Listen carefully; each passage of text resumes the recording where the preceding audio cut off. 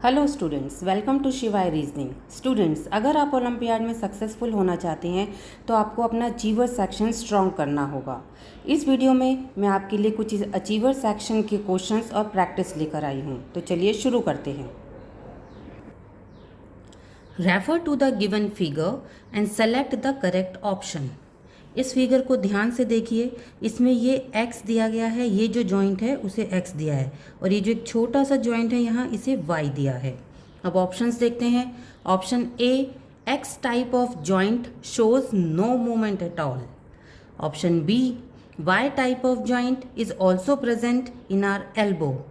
ये दोनों ही बातें सही हैं स्टूडेंट्स। ये बात भी सही है कि ये जो जॉइंट है इसमें मूवमेंट नहीं होती, और जो Y का जॉइंट है इस तरह का जॉइंट हमारी एल्बो में भी पाया जाता है। Option C, X type of joint is also found in between vertebrae. No, this is wrong statement. Option D है both A and B. So according to this option D is correct.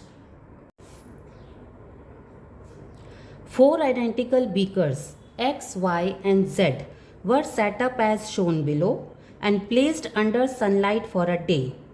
In which beaker will the concentration of carbon dioxide be the highest? दो चीज़ें हैं, carbon dioxide बतानी है जिसमें highest है। Option ए देखिए। Option A, beaker में हमारा वाटर है और उसके अंदर वाटर स्नेल है। दूसरे में हाइड्रिला प्लांट है। थर्ड जो है वो एक ब्लैक बैग से कवर है और उसके अंदर हाइड्रिला और वाटर स्नेल दोनों है, और ये खाली है। तो ऑप्शन ए देखते हैं अगर हम, तो वाटर स्नेल जो है वो कार्बन डाइऑक्साइड प्रोड्यूस करेगी। हाइड्रिला जो है वो कार्बन डाइऑक्साइड एब्जॉर्ब करेगी। तो ऑप्शन बी तो नहीं होगा जिसमें कार्बन डाइऑक्साइड ज़्यादा हो। ऑप्शन डी भी नहीं, क्योंकि इसके अंदर कोई एब्जॉर्ब करने वाला भी नहीं है और प्रोड्यूस करने वाला भी नहीं है। अब बचते हैं ऑप्शन ए और सी। ऑप्शन ए में water snail carbon dioxide produce करेगी, लेकिन इसके अंदर प्रोड्यूस भी करेगी और ये इनटेक भी करेगा, लेकिन ये इनटेक बहुत कम कर पाएगा क्योंकि ये कवर है प्लास्टिक बैग से। तो सबसे ज़्यादा कॉन्सेंट्रेशन ऑफ कार्बन डाइऑक्साइड की ऑप्शन सी वाले बीकर में होगी। Bina performed an experiment in which she took 4 beakers containing different amounts of water at different temperatures. She added equal amount of salt into each beaker. Identify the beaker in which salt takes the shortest time to dissolve. देखिए, salt को dissolve होने के लिए क्या चाहिए? Temperature. जिसमें सबसे ज़्यादा टेम्परेचर होगा उसमें सॉल्ट सबसे जल्दी डिज़ोल्व होगा। बीकर 1 में है 25 डिग्री, बीकर 2 में है 80 डिग्री, 50 डिग्री और फिर 80 डिग्री, यानी कि इन दोनों को तो कट कर देते हैं। अब बचता है बीकर बी और बीकर 2 और बीकर 4। इन दोनों में ही 80 डिग्री है, लेकिन इसमें वाटर लेवल कम है और इसमें वाटर लेवल ज़्यादा है। तो वाटर लेवल जिसमें ज़्यादा होगा उसमें और ज़्यादा स्पीड से सॉल्ट डिज़ोल्व होगा। तो ऑप्शन 2 भी कट जाता है। अब बचता है बीकर 4। बीकर 4 का ऑप्शन है हमारा D. The figure P and Q represents the movement of 2 types of joints in our body. Select the incorrect statement about the joint represented. देखिए, जो ये है P वाला जॉइंट, ये है हमारा बॉल जॉइंट, और दूसरा जो है ये है ग्लाइडिंग जॉइंट, इसे हम कहते हैं ग्लाइडिंग जॉइंट। तो अब इसके अकॉर्डिंग देखते हैं। Option A, joint P is found between our backbone and skull. No, this is incorrect. आगे चलते हैं। Joint Q is found between the bones of our wrist and ankles. ये बिल्कुल सही है। ये हमारी एंकल्स को और रिस्ट को चारों दिशाओं में मूवमेंट देता है। Joint P movement can be compared to the movement of a joystick on computer. ये भी सही बात है। ऑल ऑफ दिस का ऑप्शन नहीं होगा, तो इनकरेक्ट स्टेटमेंट है A, option A. Take a glass and fill it with water up to the brim Make sure that there are no air bubbles. Take a thick, stiff piece of cardboard and put it over the glass. Place your hand over the card and quickly turn the glass upside down. Now slowly remove your hand. What does this experiment shows?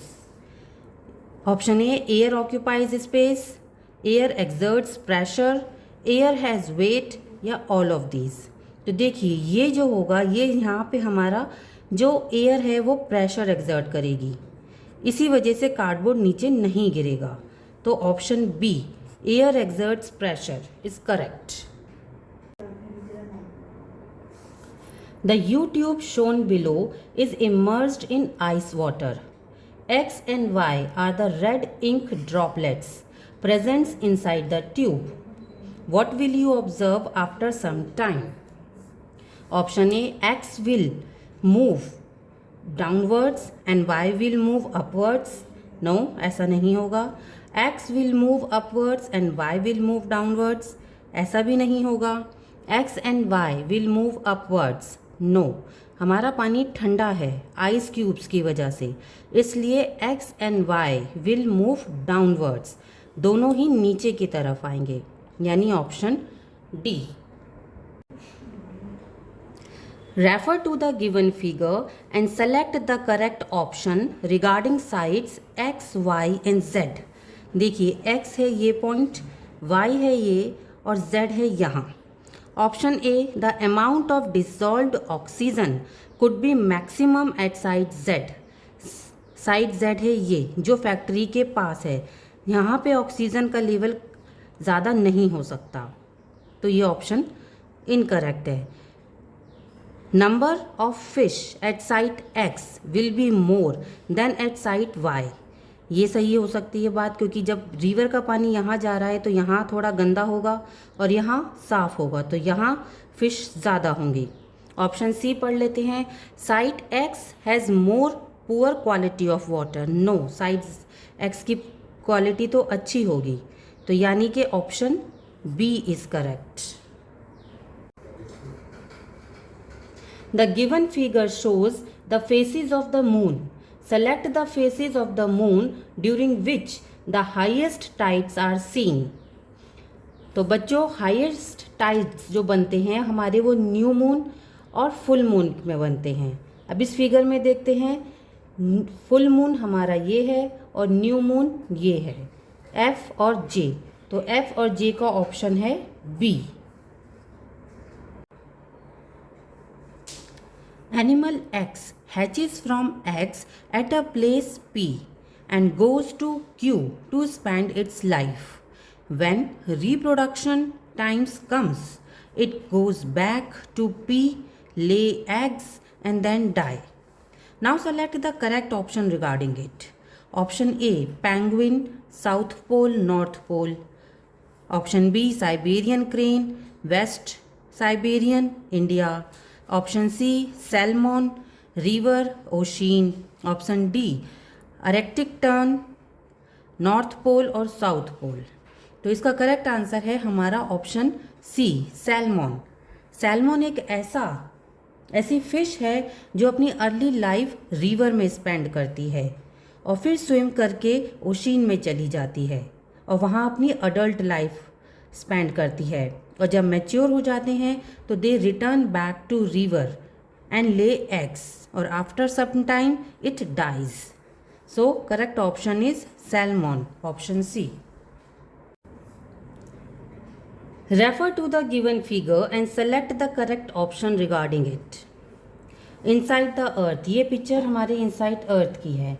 Option A, P is the molten part made up of nickel and iron. P part जो है वो ये कह रहे हैं molten part है, निकल और आयरन का बना है. No, this is wrong. This is a solid part because of pressure. Option B, R is the hottest part of the earth which is solid. ये भी गलत बात है. Q is connected to surface with the help of volcanoes.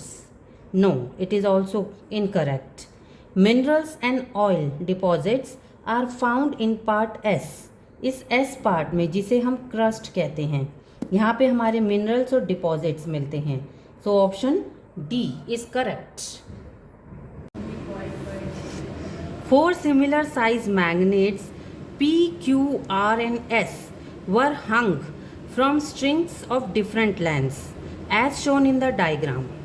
A tray of iron pins was placed below the magnets. Each magnet attracts a different amount of pins as shown in the diagram. Which magnet was most likely the weakest?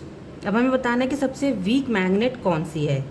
देखिए इस magnet में तो सबसे ज़्यादा pin attract करे हैं, तो ये वीक नहीं होगी। इसने भी ज़्यादा करे हैं, इसने 3 करे हैं और इसने सिर्फ 2 करे हैं, लेकिन ये पास है और ये दूर है उसके बावजूद भी, यानी कि जो मैग्नेट एस है वो सबसे ज़्यादा पास है और उसने सबसे कम पिन अट्रैक्ट करे हैं, तो मैग्नेट एस सबसे वीक है, जिसका ऑप्शन है डी।